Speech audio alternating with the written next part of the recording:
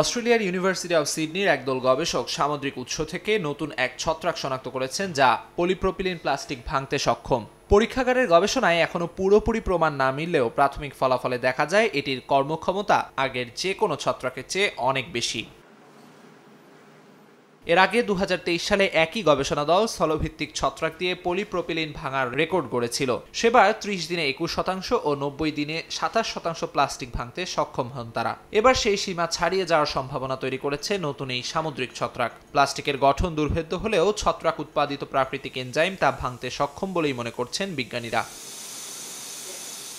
গবেষণা পদ্ধতিতে প্লাস্টিককে প্রথমে তাপ বা ইউভি রশ্মি দিয়ে সামান্য প্রক্রিয়াজাত করা হয়, এরপর তা ছত্রাকের সঙ্গে তরল মাধ্যমে রেখে ভাঙনের প্রক্রিয়া শুরু হয়। গবেষকরা জানান, এই গবেষণায় প্রকৃতির নিজস্ব নিয়মে প্লাস্টিক ভাঙার প্রক্রিয়া অনুসরণ করা হচ্ছে। প্লাস্টিককে কম তাপে ভাঙার এই জৈব পদ্ধতি পরিবেশ বান্ধব ও অর্থনৈতিকভাবেও লাভজনক বলে দাবি তাদের।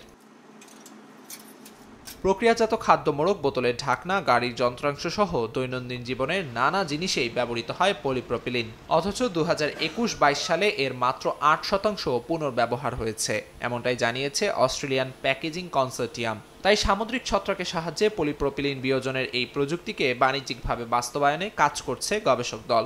চলছে শিল্প খাত ও বিনিয়োগকারীদের সঙ্গে আলোচনা। আমিরুল ইসলাম আলিফ, সময় সংবাদ।